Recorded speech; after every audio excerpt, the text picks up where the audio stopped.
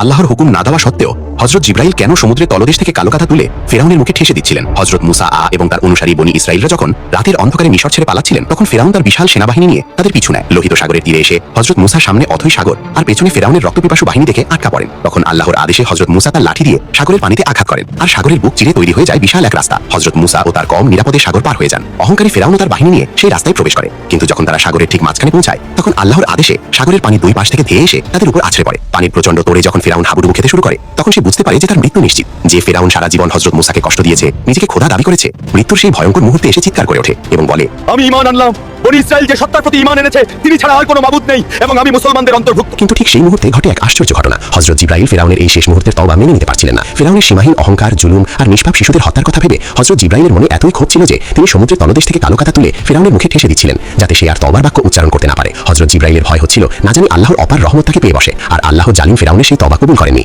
কারণ মৃত্যুর আযাব চোখে দেখার পর তওবা করার আর কোনো সুযোগ থাকে না। এই ঘটনা আমাদের মনে করিয়ে দেয় যে অহংকার পতনের মূল এবং মৃত্যুর সময় যখন আযাব দৃশ্যমান হয়, তখন শত চিৎকার করে তওবা করলেও আল্লাহ তা গ্রহণ করেন না।